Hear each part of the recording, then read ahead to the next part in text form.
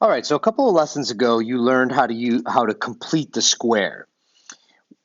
That method is very good for solving quadratic equations, but we can also use it to get information about key features and actually graph quadratics. So what we're going to do is we're going to put this is what we call standard form. You're all used to this. What we're going to do is we're actually going to transform this into what's called vertex form. And that's going to give us the vertex. And from there, we can get all the other key features that you're accustomed to. We can get the y-intercept, we can get the axis of symmetry, and we can get the x-intercepts. So let's go ahead and go down this road. So the process of completing the square looks very, very similar to what you did in lesson 13. So the first thing I'm going to do is I'm going to subtract 5 from both sides. Now in this case, there's not a number on this side because we're graphing this. This isn't just an equation. This is a function. It's a graph. And so in this case, we have to deal with this situation. And all we do is we just write y minus 5 equals x squared minus 6x. Now let's complete the square. Okay, bear with me. There's going to be a lot of stuff moving around this equal sign. Just bear with me.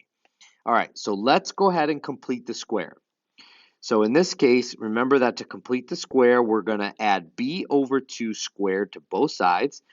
In this case, b is negative 6. And so negative 6 divided by 2 is negative 3, and negative 3 squared is 9. Remember, you have to add that to both sides. So I've got plus 9 on this side and plus 9 on this side. Okay, let's simplify on the left. Whoops, negative 5 plus 9 is going to be positive 4. And on the right-hand side, we can do that factoring thing, which is where we take b and split it in half, and we write squared just like that.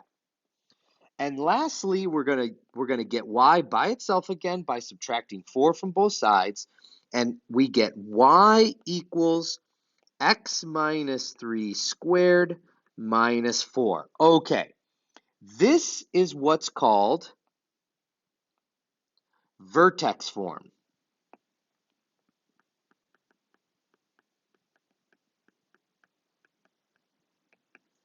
Okay, and I want you to know we can actually pull the vertex right out of here. Check this out. So to get our vertex, remember our vertex is coordinates. Our x coordinate is right here, and we're going to change the sign. So since this is minus 3, our x coordinate is going to be positive 3. And over here, this is going to be our y coordinate, but we don't change the sign. We're going to leave it as negative 4. So this is called vertex form, and what it does is you change the sign of what's inside the parentheses, and that's the x coordinate of the vertex, and you keep the sign of the thing outside the parentheses, and that's the y coordinate. And now I can plot that on my graph. 3, negative 4 is going to be right there. There's my vertex.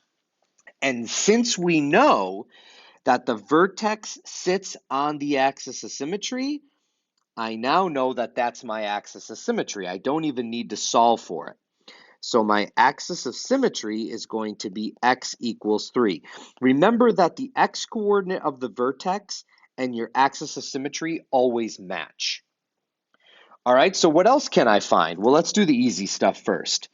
My y-intercept is the c term of my original. Always go back to the original to get your y-intercept. So my y-intercept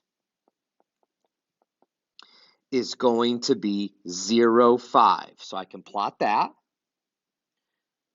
right there. And because of symmetry, I've got one on the other side. So now I've got that. So the last piece of this is our x-intercepts. And what we're going to do is we're basically going to complete solving this guy right here. We've already done most of the work. So watch this. I'm going to plug in 0 for y because that's what we do when we're looking for an x-intercept. And now let's solve this thing.